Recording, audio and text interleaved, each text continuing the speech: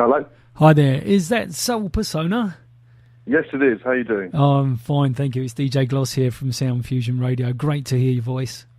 Oh, nice one. You too, mate. Thanks for calling. No, wonderful, wonderful. And yeah, because I've got you as track of the week this week thank you. on Sound Fusion Radio. And that was before we even knew we were going to be talking to you, which was absolutely brilliant. So, yeah. Oh, excellent. Thank you so much. No, we got from your Fast Forward album, we've got the Makes You Feel Good with Jocelyn Brown, nice. Soulpersona, Princess Freesia tune. And that's been going out every day so far this week as our track of the week. So yeah, brilliant. Thank you. Fabulous, absolutely fabulous tune. And Cheers, so mate. many others. I was going to talk to you a little bit more about the amalgamation a little bit later, but what I was going to start with, if that's okay with you, was more about sort of the beginnings for yourself, you know, sort of how it came together, what sort of got you into making music, you know, what sort of background that came from, all those kind of things. No problem. Well, I suppose it all started off in an attic at the age of 5 years old in Wales on a farm, living with obviously with my mum and dad. They were very sort of hippie-ish people, decided to buy a farm. My dad's a music lover and had a big vinyl collection and listened to a lot of jazz and things like the Beatles and Pink Floyd and, you know, all that sort of 70s music that that had the great album artwork. And I used to sit in an attic and get lost and look at all these vinyl covers and just play these records inside out, really. And then I made a little drum kit for myself out of cardboard boxes and would play along to these these songs and pretend that I was, I don't know, Phil Collins or something. And we always had a piano in the house as well, so I'd always play a bit of piano by ear. I'm not musically trained and I never have been, so I think that's given me a bit of a freedom and a simplicity. So I was very grateful for that upbringing. Then when I was at school, I used to play drums for, I don't know, local rock bands, prog rock bands, stuff that I wasn't really into, because really my heart was into, at that time, hip hop and checking out the samples that that used to play on the hip hop records. I used to try and hunt for what the original versions of those were. And I think that got me into like the rare groove kind of stuff. And then fast forward to, no pun intended, to around 1998, and I moved up to London and was signed by a label called Pure Silk, which was a garage label. Which was all good and well, but I'd sort of try and hire in Fender Rhodes electric pianos and things, and they would sort of say it's a little bit too soulful for their sound, and I was quite disappointed because I quite liked the MJ Cole thing that was going on at the time, but I think they were into the harder sort of stuff, so I just released a few productions with them, and then after that I just decided to get my own studio set up and just start making music that I love to make. And that's what I started doing. And in between that, I met Jocelyn Brown through a mutual friend, and she asked to hear my music, and she loved my music. And I asked if I could work for her for free, and she said, "You can just work for me." So I started working for her immediately as a personal assistant, just learning the ropes and watching other producers do what they do, meeting all her wonderful soulful jazz funk friends from back in the day, and just, you know, learning the craft. So I did that till about 2005, and obviously still remain very, very close to her and do a lot of stuff with her still. And come to 2005, I upgraded my studio and decided to scour the internet, which was MySpace at the time, for artists to work with. I wanted to work with some singers. So one of the first ones I stumbled across was actually Darian, who did my Solar Coaster album with me. And then I also had connections with Ramp, the Roy Ayers Music Productions group, who did Daylight and Sunshine. And I'd been in touch with the drummer John Manuel for a while, just talking back and forth about the possibilities of bringing them over here and doing an album with them, which we really wanted to do but could never get the funding. But we had managed to get them over here to do a gig at Jazz Refreshed in London. Wonderful. And a Jazz Cafe date, the original lineup. And it was fantastic. So through that, I met Sybil Thrasher. She also agreed to be in the album. And then one day when I was flicking through MySpace, I saw I was looking for singers that are into soul, jazz, funk, and I don't know, all that stuff. And this sort of blonde girl with spiky hair appeared called Princess Freesia, and I was thinking, this girl does soul. So I clicked on it, and I just fell in love with all the music on there and sent her a message. And what flourished into a wonderful relationship. You know, we hit it off. She wrote Candy Wrapper for me and another 3 on that album. And then she came over here to live for a couple of years on a visa.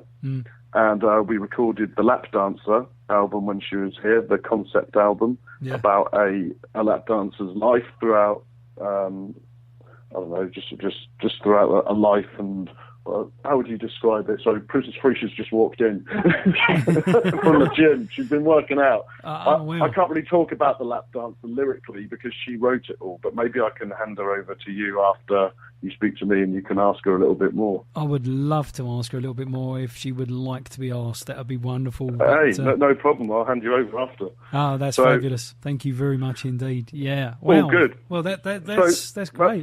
That's where we are. But she ended up going away. We started working on this Fast Forward album in 2011, just before she had to leave. And it basically, we'd recorded nearly all of it, but then she had to go back to renew her visa and was away from the UK for a whole year.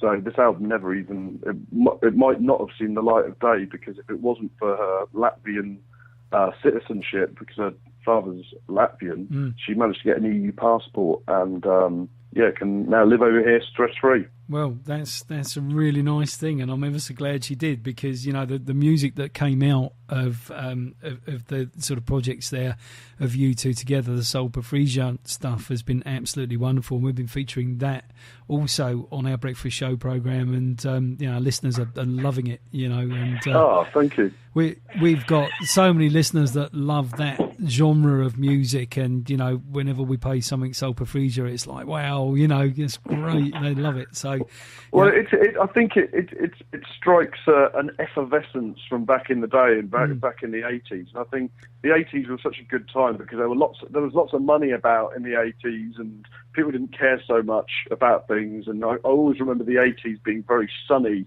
and a lot of pastel shades going on with Lacoste t-shirts and just BMXs and Walkmans and stuff. And I think it's a part of I don't know. It's an era which I think is very special to me, and also Princess Freesia. Well, Soul P, that sounds very special to me too, because I remember all those things too. So, brilliant, wasn't it? Yeah. There was definitely some rosy-coloured glasses going on back in those days. That's for sure. And footballers used to have permed hair, which was just hilarious. Yeah, do you remember that? Shoulder pads, all that sort of stuff. Hoddle and waddle with the Diamond Knights. Fantastic.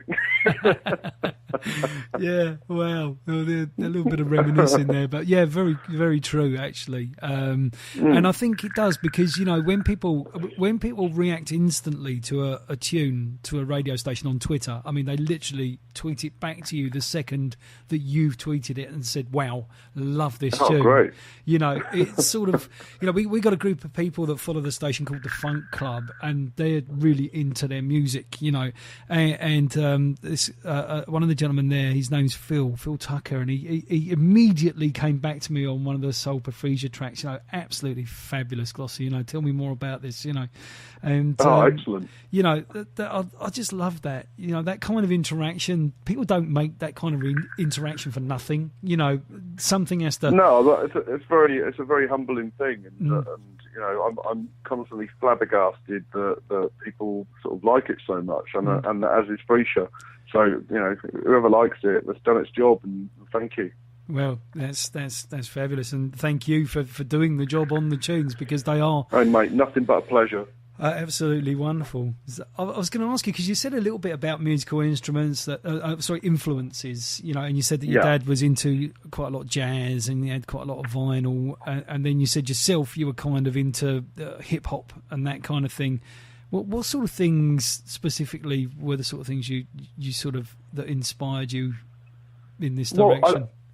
I must say, when I was little, the playing in the attic with the record players, I'd say one of my first loves had to be the Beatles.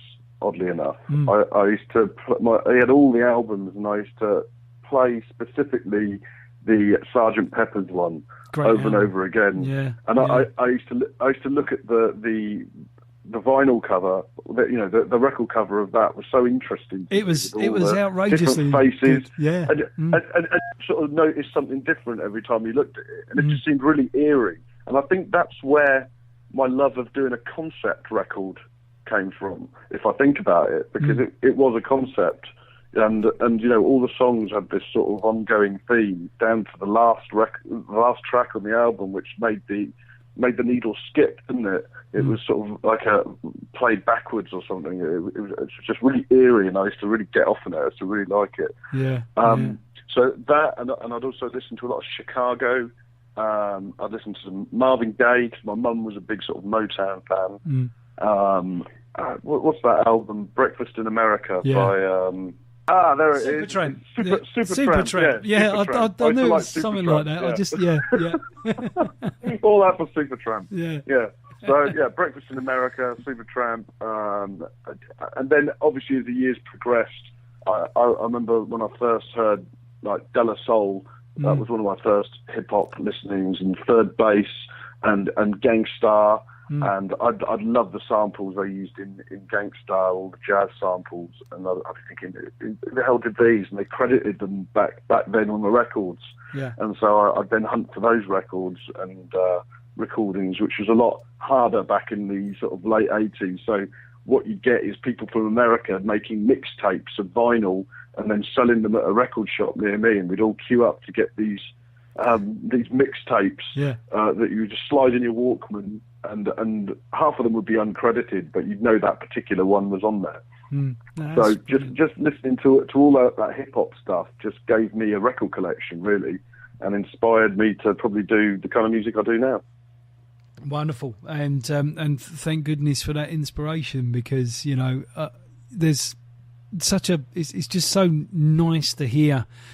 Yeah, your music has a unique feel to it, but it also has quite a lot of, like you say, that kind of 80s feel. People feel very comfortable with it, even though it's new.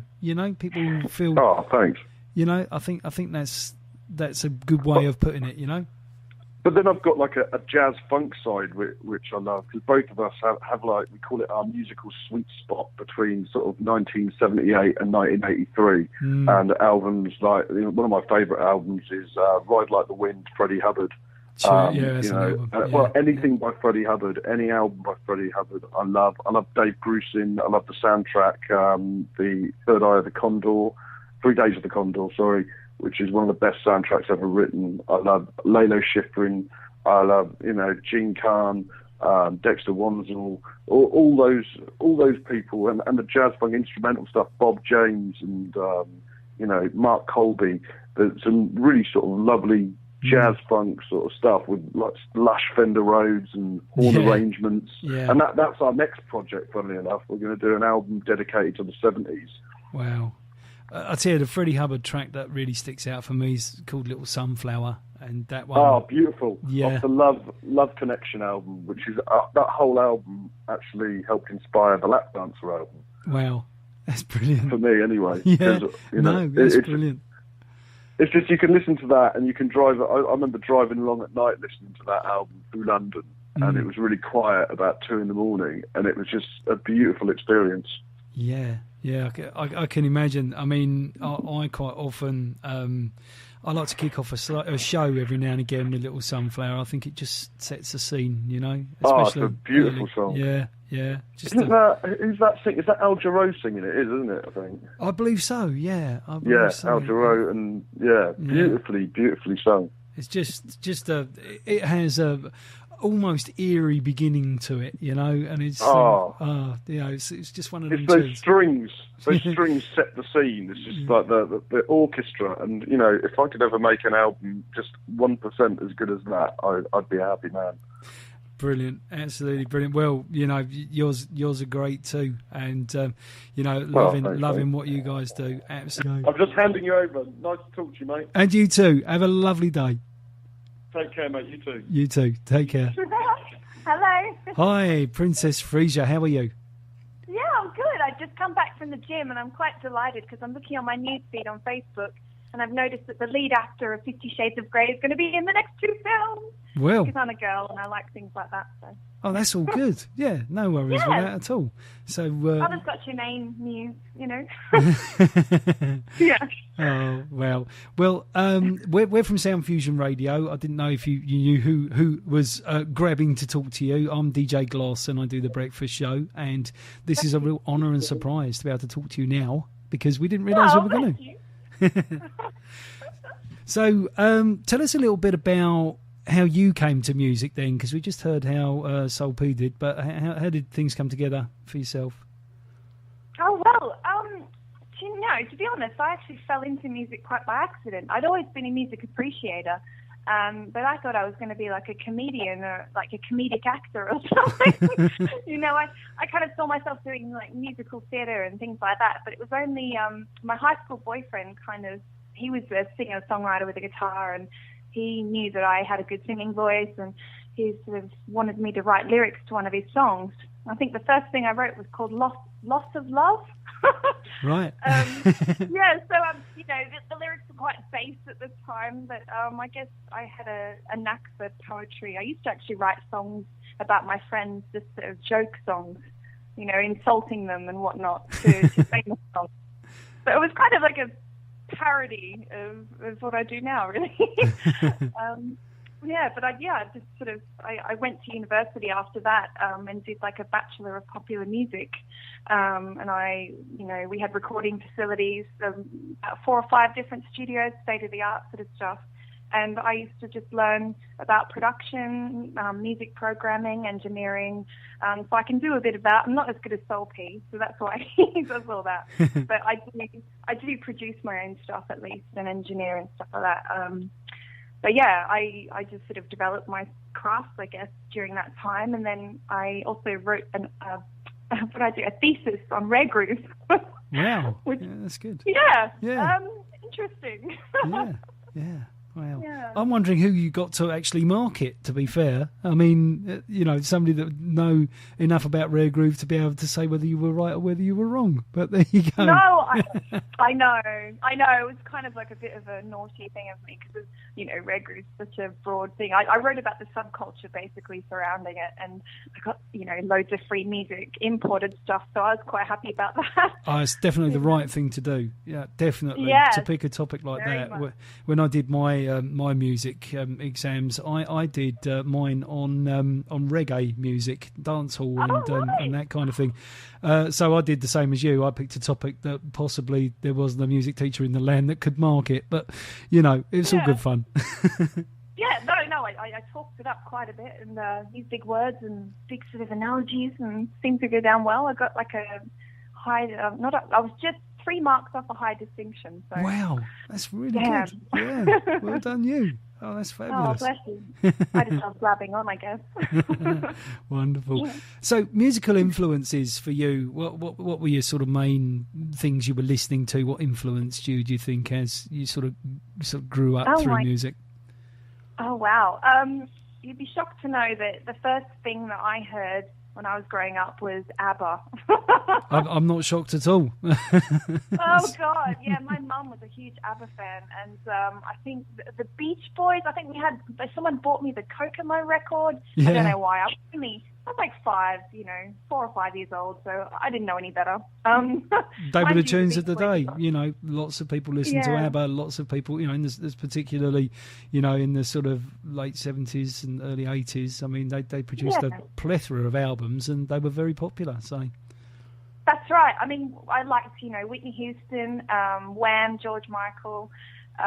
Which was the stuff I was listening to, even a little bit of Kylie Minogue. Later it developed into, I found that I really liked soul music, and I think in Australia we didn't have the biggest market for it like you do over here. So I kind of, when the internet came out, I relied on that to sort of find what sort of styles I really liked, and that's when I kind of latched onto Leon Ware. And before that, I was looking in junk shops for just like old tapes, cassettes of compilations and things, and I found Earth, Wind and Fire, Barry White, Michael Jackson's early stuff, and just kind of what was the other? Oh God, Brenda Russell. Her album. You know, what a great first album that was. And I used to sort of trail the secondhand stores, and then the internet. I found Incognito, Jamiroquai, you know, all those kind of artists, and I went from there. Phyllis Hyman. God, the list goes on. Yeah, that's right. Well, I mean, with you guys working with Jocelyn as well, that brings you right close to Incognito here in the UK too. So. Oh God. You know. Yeah, definitely. So, and all the stuff that Jocelyn's done that she doesn't talk about either. She's done so much stuff with George Benson and, you know, really Grinder and Lily. She's been a very, very busy lady. I interviewed her some time back, and we had a good chat. And she told me all about some of the things that are quite surprising. That's what I love about talking to the artists. You know, you get so much information that you just wouldn't get any other way, you know. It's that's right. Yeah, we kind of rave on a bit, don't we? Well, so you should as well. I mean, you're very talented people producing wonderful music. You know, don't ever stop. Don't ever stop. You know, that's what we love. So thank you. No, you're welcome. And so you got a new album coming out very soon, haven't you? Oh, of my own. Yeah, one of your own. Yes. Yeah. Oh God, I think I've already picked the title for it. I think I'm going to call it Stellar Sonic. Wow, that sounds good. I like that. Yeah. Yeah, Stellar Sonic. A stellar sounding sonic sound, something like that. Stellar Sonic. Yeah. Yeah, Stellar Sonic. I've probably got most of the tracks ready for that. They're just kind of pre-production sketches at the moment, but I think it's almost there. I just haven't had time to work on it because we've been doing a lot of promotion stuff for the latest album, Fast Forward, and she shot a music video last weekend, actually. Wonderful. Oh, that's great. Yeah, really. Oh, I can't wait to see it. It's coming out the end of this week, and I won't reveal too much about it, but there will be some dancing from me. Wow. Well, we'll be watching out for that then, Princess Freesia. We'll be looking out for that. So end of this week, I'll be scouring the internet to find your video.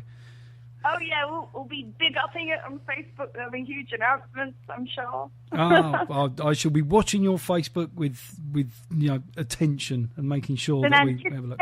Station. Yeah, that all sounds good. Yeah, do you want a job? Yeah. Oh, dear. That's brilliant. Absolutely lovely. Oh, bless you.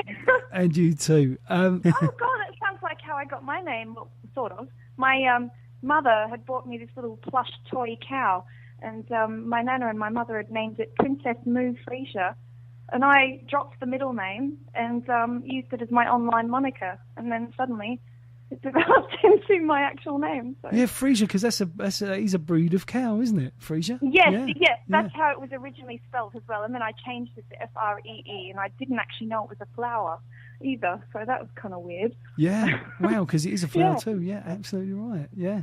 So there you go. I'm not a princess cow. I'm a princess flower. Well, definitely right. Yeah, and I'm glad you made the distinction, so it should be made. Yes, so am I. Wonderful. Well, so going forward then from this latest album, are you guys going to be taking it out on the road? Are you going to be gigging? What are we going to see from you guys sort of going forward?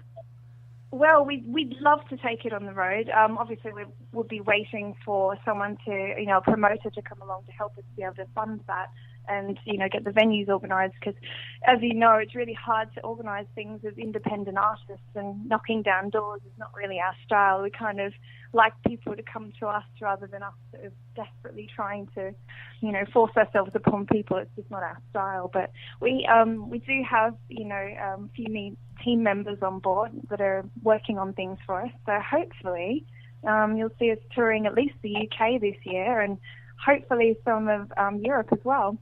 But we'll post everything on our Facebook pages, obviously, and keep everyone up to date on everything. But I'd love to get on stage, rock out a pair of space boots or something.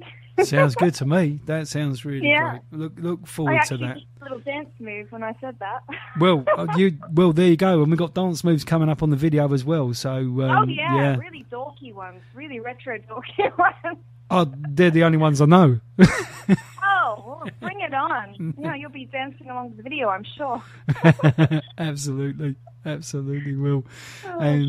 No, that's absolutely fabulous. And if you'd like to direct our listeners while you're on to your Facebook page and your social media and any websites, how to buy your music, just for yourself and Soul P, just tell everybody how to do all of that stuff.